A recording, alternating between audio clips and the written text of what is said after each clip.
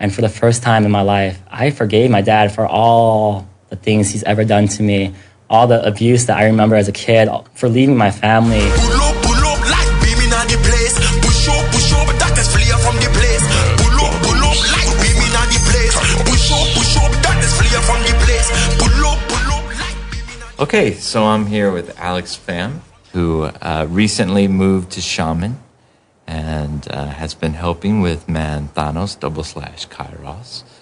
And a few weeks ago, Alex was part of a party that we were having here, and he shared a little bit of his story, and I was really blessed by what he shared. So I thought I would have him over and let him share a little bit and put it on the podcast, and maybe it can be a blessing to even more people. So welcome, Alex. Thank you. Alex is from Southern California and recently graduated from USC and is planning to go to dental school in the fall at UCLA, That's which right.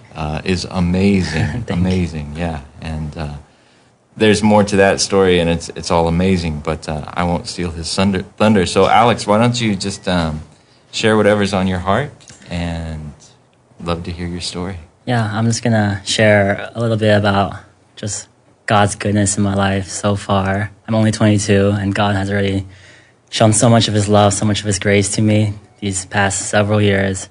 And so I guess it starts with my mother. She immigrated to California from Vietnam during or after the war. And so she came to California as a refugee. And, growing up as a refugee in America is not easy. So my mom had her set of struggles. And so when by the time she was 23, 24, she had already had 4 kids, and I was the second. And after my little brother, my youngest brother, was born, my father had decided to leave our family. But I was really happy because my father was a very violent man growing up. My earliest memories of my father was either of him just absolutely tormenting my mom, always making her cry, always abusing her, and or of him abusing my big brother and I. My 2 younger siblings were too young to remember, but my big brother and I, we were always so scared of our dad. We didn't want to cross him. We were scared of his wrath. I recall a story or a memory of him. My big brother, we always got in trouble together, but one time I remember we got in trouble and we would just cower in the corner of a room, and I would just use my big brother as a shield because we're in the corner of a room, and my big brother would just get most of the wrath of my father, and that's like one of my most clearest memory from my childhood of my father. And so, like I said, I was so happy he was gone from our lives. And so here, my mother, she was a refugee. She didn't have a lot of money. She didn't have an education. And so, she needed to work to support 4 kids on her own. And so it was not easy. And so she took on a waitress and cashier job. And it's actually the same job that she works even till this day. Wow. And so she works at a Vietnamese restaurant. I'm sure you had pho before, right? Yeah. So she works at a pho restaurant.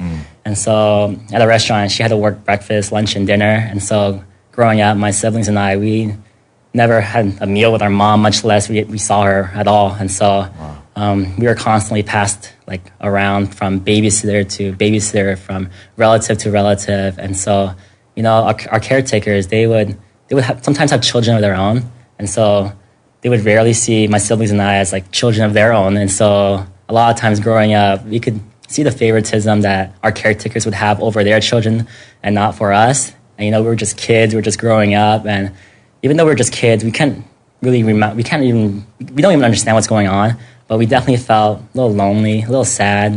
We grew up unfavored, with a kind of gaping hole in our hearts, a lack of love we felt for sure. And this is something my siblings and I all shared. We talked about as we grew up, and we knew that it was not good. But we were just kids, and so we didn't know better. And it wasn't until I became in middle school, when I became around 12, that I kind of became aware or kind of conscientious of the state of my heart, the kind of emptiness that I felt. I had issues. I remember in class, I would have trouble looking at my peers in the eyes for more than 3 seconds, or when a teacher called on me, I couldn't answer. I had issues, and I had anxiety and depression, all these issues that kids shouldn't be having, And I wanted to get the root of it. I wanted to understand why I felt all these things, and I wanted to fix it, obviously. And I definitely wanted to belong. I wanted this this loneliness in my heart to go away. I wanted to feel the love that I knew all these other kids were having. Some of these kids, they were so happy in class. They were so joyful in class. They had just a bright light in their eyes, and I wanted all of that. And so that's when I kind of stumbled upon like my first idol, and it was definitely people pleasing. I wanted the affections of everyone around me. I wanted the praise of everyone around me. I wanted the attention of every single person that I met. And it was middle school now, so there are so much more people than back in elementary. And so I saw this as an opportunity to, fix all the wrongs in my heart or whatever. And so, I made a mission for me as a middle schooler to accumulate as much like friends as I could and all that. And so like with the sporty kids, that's how I got into sports. I wanted to like be good at basketball. I wanted to get into track. I wanted to do every sport I could so I can get along with like every single team and every single person that was sporty or whatever. And then with the studious kids, I would try to like be good at math, be good at chemistry, and if anything, I guess it's a blessing in disguise because I became really interested in like studying. But really, it was because I wanted to get along with these people. I wanted to be able to discuss with them about math or help people with their problems, like and tutor people, and just really, win the favor of these peers of mine. Yeah. But the group that I definitely identified with the most and got along with the most were definitely the delinquents, the people who were that came from broken families, the people who grew up with all these issues and struggles. These kids, I got along with really well. Like I understood their struggles, their problems, and these kids, they definitely influenced me in a very bad way. And my mom at least taught me this much, like not to do some of these things they were like doing, but I still did it because I just wanted to people please. I just want to get along with all these people. And remember, I was only 12 or 13 at this time. Yeah. And so my high school and middle school were connected. So I grew up with these people. These people became my best friends. These people became like my savior, I started feeling like joy in my life. I started getting over some of these issues I had in my life. But you know what? It wasn't perfect. It wasn't 100% like satisfying or anything like that. And so it wasn't until I became in high school, around 15, 16 by this time, where a Christian friend invited me to church. Later I learned it was an outreach event, so he invited me to church, and I was still the same. I still wanted to accumulate as many friends as I could, and I want to get along with the Christian too. And I knew that they went to church on Sundays and they had a huge community. I was like, sign me up. That's easy. That's easy for me to just like accumulate that many more friends or whatever. And so yeah, I said yes easily. Like a lot of people when I asked to go to church, like nah, it's weird. No, me, I was like, yeah, sign me up. I'm there. And at that service, which is like a secret like outreach like thing in disguise. So the pastor, he was a guest speaker. He came out and he talked about the basics of Christianity. He talked about how we're all sinners and how Jesus died for us while we were still sinners. How he resurrected and how we get to join him in his new life, how he could be a father to those who are fatherless, all these things that sounded so good to the ear. I want a part of it, how he could literally right every single wrong in anyone's heart, how he could really work miracles. And to me, it all sounded good. I wanted to learn more about this Jesus. I wanted to learn more about this God. And so I started to make it a commitment to go to church with this friend every single Sunday, where I started to learn about the basic Bible stories of Moses and Abraham, and I started learning about the teachings of Paul, and it was all fascinating for me. And I knew that I was accumulating like all this head knowledge about God and the Bible, but definitely it didn't really cut to my heart.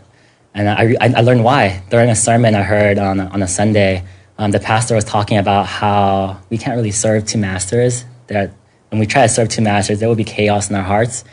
And I realized that, yes, I would go to church on Sundays, but during the week, and by this time I was in high school, and so those friends that I had made, especially the friend group, the delinquent friend group I was a part of, we were not doing like very good things. I was caught in very like in addictions and yeah, I don't know how far to go into it, but it was very bad, and I knew that these things did not glorify my God.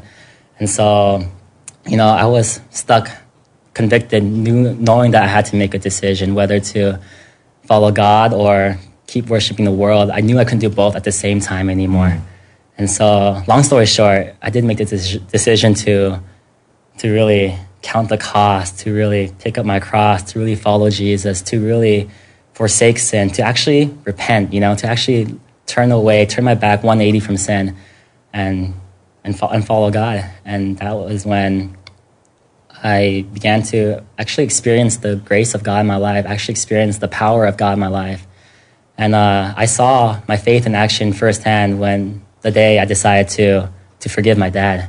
So this is like a little story on its own, but just long story short, my little sister, she got in trouble with my mother one day, and my mother disciplined her. And my dad came back into town after he divorced my mother when I was a kid. Years later, he came back to our city, living separately, of course. But my sister called my dad, like telling my dad how evil my mom was and all this. And so my dad came over and he just attacked my mother. And so I came home from a Friday night youth service one day, and I came home and I saw a whole bunch of cops around my house. I was freaking out, like, what's going on? That was pretty cool because I was like, there's something wrong with teenage boys. But I came into my house, I saw my mother weeping. I asked her what happened, and she told me my dad came in, attacked her, and left. And I went outside my house that day. I called my dad, and I asked him, like, this is like the PG version. I was like, why'd you do that? How could you? Like, what went wrong? Like, what are you thinking? And he told me in the most sincere voice, in the most sincere heart, he said that what he did, he thought was actually the right thing to do. Like, he had to do it. Like, my sister was in distress. He had to do what he did. And, I was grieved. I was grieved when my dad gave me that reply, because I realized that we live in a sinful world, and my dad was just really another victim of this sinful world. I realized that, the enemy literally seeks to kill, steal, and destroy every blessing that comes from God. And my dad, he was just another victim of the enemy. And like, I don't know how he had to grow up, what kind of life did he live to really believe what he believed. And I realized this is such a tough stronghold. Like, there's nothing I could have said at that spot. I knew that my father needed something supernatural to happen in his heart. I knew that there was nothing I could say. I knew I needed to pray. I knew that he needed God. I know that, like, the only person that could save my father was Jesus. And for the first time in my life, I forgave my dad for all the things he's ever done to me, all the abuse that I remember as a kid, for leaving my family. I don't fault him anymore. I fault the enemy. I fault Satan. I fault the sinful world. And for the first time in my life, I felt my love for my dad come back for the first time ever. And it was incredible, because when I felt that weight leave my heart, I felt free, Forgiveness is a incredible thing. I felt free. And that happened that night when you were on the phone with him? Did he come back to talk to you, or y'all just worked it out on the phone? We just worked it out on the phone. Oh yeah. So I remember going back to the house, and I didn't want my dad to go to jail, because my mom was about to charge him with assault and battery and all that. And that's like, I read on Google or whatever, but it was like 2 years in prison. I was like, Mom, please don't do it. My big brother, his heart was really hardened towards my dad. He's like, put him in jail. Like, doesn't matter. I begged my mother, please don't do it. Drop the charges. And she did. But she did get a restraining order against him and all that. And then they had to go to court once and all that. But he didn't have to go to jail. And so I was relieved. But it was definitely... Did he ever become a more regular part of your life? Or? I see him around once a month. Yeah. He's a more regular part of my little brother's and my little sister's life. But my big brother and I, we definitely had a hardened heart towards him. Sure. From all that we've experienced with him. Yeah. But it's becoming better now. He's a gentler man now. He's married to a different family and all that. But I try to. Did you ever articulate to him, like, how in your heart you forgave him? Or? Oh yes. Yeah. Definitely. And what was his response to that? My dad is a very simple man. He didn't take it. He still doesn't even think he did anything wrong. Yeah. So that's why it's like tough for me to even get like a sorry, or anything like that. Yeah. He to this day, he still thinks what he did was right and all that. And then I just had to understand and live with that. Yeah. Yeah. Wow.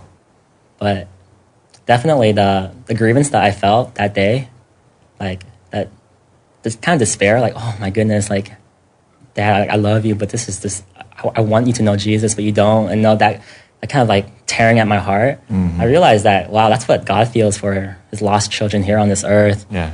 And so, really, from that day forth, I matured. I don't know, like, I don't have time to be a kid anymore, like to get distracted by anything anymore. I knew that I just wanted to be a vessel that God could use to, to bring his love, his grace, his gospel, his word to the world. And I think that's what brings me to Shaman here today, and that's pretty much. Yeah. How was it for you? Because like you really wanted to please people, and then there came this moment in your heart where you felt like, okay, I can't serve two masters. I have to decide. Like how did that work itself out in the weeks and months following? Whether it was who you were hanging out with, or how you were spending your time. What did that look like? So yes, so at the time, I was definitely serving two masters, and I still wanted a community for sure. And my community, my strongest community at the time, was my group of friends at school, and none of them were believers. And I knew that if I was going to follow Jesus, I would still need a community. And it wasn't until I started going to church, committing myself to youth group, committing myself to my Sundays, committing myself to the people, my brothers and sisters there at that church, that I found life. If anything, I first discovered the fullness of Jesus, the love of Christ in community at church. These friends, they love me like no other, love me better than my friends at school did. And they asked for nothing in return. Like, for example, I never had a friend buy me like dinner ever. But the first day at church, everyone was offering me, buying me food. It was so unfamiliar to me. Like, even something like as small as that was very significant to me. And when they asked, why? Oh, can I pay you back? Can I do this for you? Or, I always thought there was something, I got reciprocated somehow. But they're like, no, Jesus died for me, and that's why I'm doing this, They always gave the glory to God. And that helped me, like realize that, wow, this community is going to help me, not just help me thrive with just being in community with my brothers and sisters, but help me in my relationship with the Lord. They're always pointing me to Jesus. They're always loving me so well. And, I can't help but to think of Jesus's two greatest commandments. It's all there in this community. And I found it with them. Yeah. When you were growing up, when you went to this outreach event, but did you have a framework of, okay, this is a Christian thing, or did your family have any kind of Christian background or Buddhist background, or what was that like? Oh, yeah, my parents were completely nothing, agnostic or atheist. Or I don't think they're atheists, but agnostic. They don't believe in anything. My grandma is a Buddhist, but it barely influenced our family or anything like that. But when my friend invited me to church, again, I didn't think much of it at all. It was just a way for me to accumulate friends. It was that simple. To me, the popular belief in California is all religions are okay. They all lead to the same path. Doesn't matter. So for me, it was just another religion. I'm sure it makes people feel good. I'm sure it's great. So I just decided to check it out.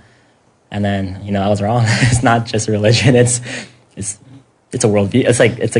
It's an actual thing. It's living, it's breathing. Jesus is alive. It's a thing. It's a real thing.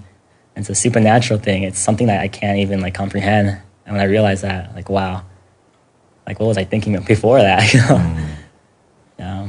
So as that shift begins to happen, then what's it look like to your delinquent friends, quote unquote?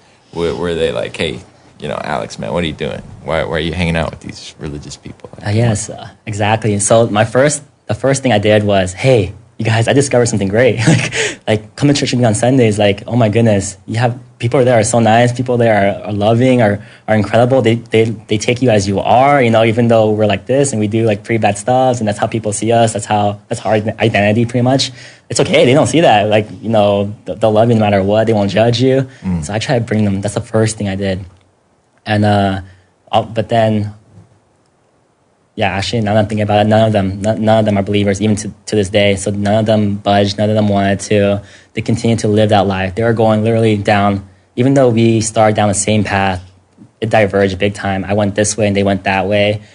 And I wanted them to come with me so badly, but they didn't want to, and they left. And I wanted to go with them because they're like literally my best friends at the time. Yeah. But I had to let go because, I mean, the advice I got was, oh, if you're able to be around them and not have them influence you, then you can be around them. But if you're going to be around them and they influence you into sin and you can't say no, then you need to be active and like push them away or like distance your friendship a little bit. And every time I was with them, I fell into sin every single time, like 100% of the time. It always happened. I was not strong enough. My faith was too weak. And so I had to make I would think the toughest decision of my high school life was to push them away. These friends who saved me first, I had to push them away. And it was very difficult. Yeah. And how do you, like, looking back on it now, do you feel like, how do you feel like that decision has kind of borne fruit, or what do you think how do you think the outcome would have been different had you not made that decision? Yeah. I think so. There's, in that group of friends, there are two types of people. The first one are just totally rebellious towards the gospel. They don't want to hear it. They think it's like old fashioned, it's like whatever. But another group of friends in that group would say, wow, they respect me. Like, they see Christianity as a real thing now. Like, if I was willing to forsake some of my friendships with them for something like this, and we grew up together, we had the same thinking, then I think they, at the very least, can see it might be real, it might be true, that there is gospel, there is Jesus. It just might be a thing. And because I was serious about it, because I decided to push away that friendship, do something like that, unimaginable to all of us at the time, I think they might even one day, maybe in their struggles, maybe in their sin, they'll maybe one day see that, you know what, only Jesus can save. You know what, only God's grace can pull them out and heal them with their hearts, or pull them up out of anything that they're struggling with, because it was the only thing that saved me. And they see me now. They see me with greater joy than I've ever had before, with greater purpose. Like, I'm living a purposeful life than ever before, and they see it. And I think it's a matter of time before, maybe, hopefully, I'm praying, that they decide to come on board. Yeah. So you're still able to have some contact with that? Oh, yes. Awesome. Yeah, I talked to some of them. Cool. And so tell me about going to USC. How that happened. What was that like? Okay, so I applied when I was 17, I didn't think I would get into USC. My number one choice for school was either like Pepperdine or Biola. I just became a Christian. And so I wanted to go to like a Christian school and be surrounded by a Christian community. And I love the Christian community so much at the time. But then I didn't realize how expensive college was. And Pepperdine and Biola, they didn't give me that much money when I got in. But USC, I was shocked. I can't believe I got into USC. USC is not an easy school to get into. My grades weren't the best or anything like that. But I got in with a full scholarship, and I was like, what? Like, why? I have no clue why, but I took it.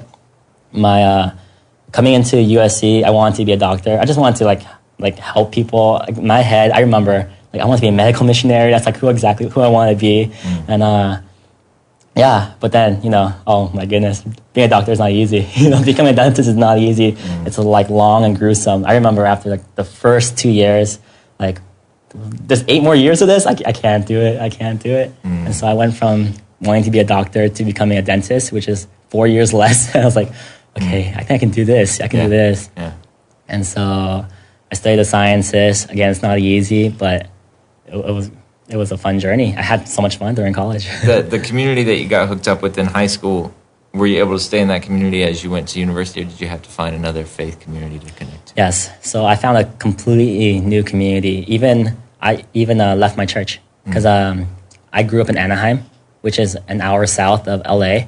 So there's no way you can commute back and forth for your classes every day. So I lived in Los Angeles. And so the past 4 years of my life, I've been living in Los Angeles, away from my high school, away from my old church. And I committed to a new community in LA. and I found a great church. I found a great campus ministry, and I made so many new friends that aren't believers in my classes. It's like all over. Like, I thought middle school was big. I thought high school was bigger. But wow, like university, it's endless. It's an ocean out there. And then I met so many people. It was like great. Awesome. Did the kind of those times when you were finding your way in middle school and really craving people's approval and wanting to make friends, like, is that something that you feel like that's really not an issue for you, or do you, are there moments when you feel like, hey, I got to catch myself, like I'm falling back into this, just doing things to get people to like me or to approve of me? Yeah, I definitely feel sometimes the temptation is there for me to, be a star, for me to like get all the glory, for me to just be on top of the world, for everyone to recognize me, for me to just want the affections of everyone around me. But every time I catch that in myself, I try to eliminate it. I try to push it deep down. And I try to repent of it immediately and ask God, Lord, the only eyes I want are yours. The only person I want praise from is you, And it's a discipline thing for me, for sure. It's still a struggle, like no question. I'm sure it's a struggle for most people, but for me especially, it's there. It's definitely there. I try to humble myself. I can't do it on my own strength. I ask for God's grace, like, God, help me not want this, not crave this. And but by God's grace, I'm able to keep it going, improve on it every single day until the day I die, for sure. It's always gonna be a temptation. Yeah. And how about your siblings and your mom? Like, how did they respond to your faith and you coming to the Lord? So that's actually a good question, because a year and a half ago on Easter, my big brother came into the faith, and it was the greatest thing that has ever happened to me. Becoming the first believer, first Christian in my family, I thought, okay, maybe if I keep praying every day, every morning for 20 years, I'm sure at least one of them will know Jesus.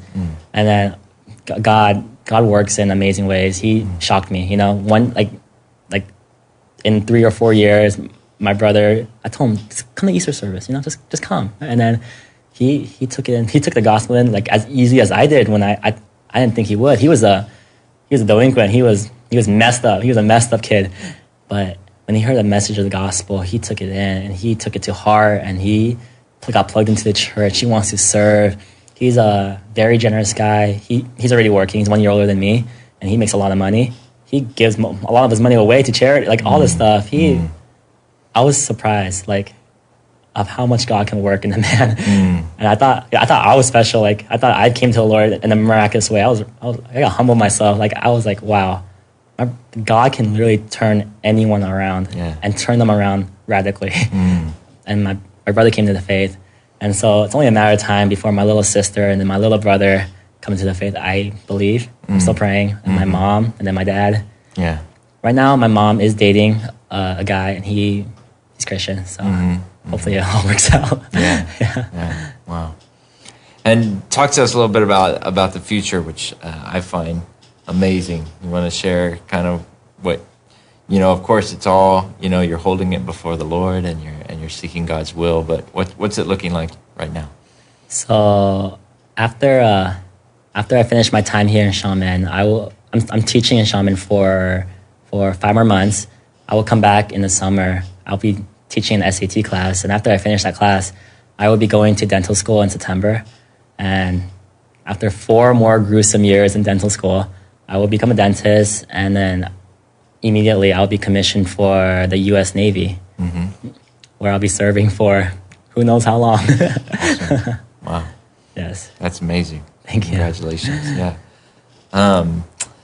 I just think your story's so amazing, Alex, just how, the Lord had his hand on you and had his hand on your family, and I'm sure that this is just kind of the first few chapters. There's so much of your story yet to be written. Oh, yeah, so much. It's exciting to look forward. It's going to be awesome. Good. Anything else it's on your heart to share? Anything like that the Lord's teaching you, or lessons that you feel like were really instrumental as you grew and got to know the Lord? The first thing that comes to my head is just your teaching from last week on taking a risk from that Luke 14? Yeah, 19. Oh, Luke 19 or the Matthew 25, like the parable where about risk taking, and I was convicted actually. I was so convicted.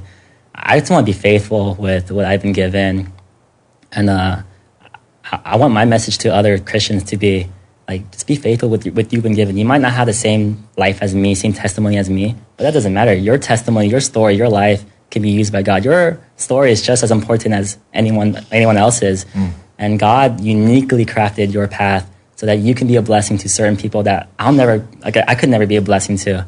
And so my 2 cents is just, whatever situation you're in right now, whatever place in your life that you are in right now, God can use it. God can take you to wherever He wants you to be, wherever He needs you to be in the life that you have right now. And you just have to use it fruitfully. You just have to steward it fruitfully before the Lord and trust Him, and He'll don't compare yourself to anyone else. Don't compare your walk with anyone else's. Follow Jesus, and He'll take care of you. Is what I would say. Yeah. Good word. Awesome, man. Thanks for sharing with us. Thank you.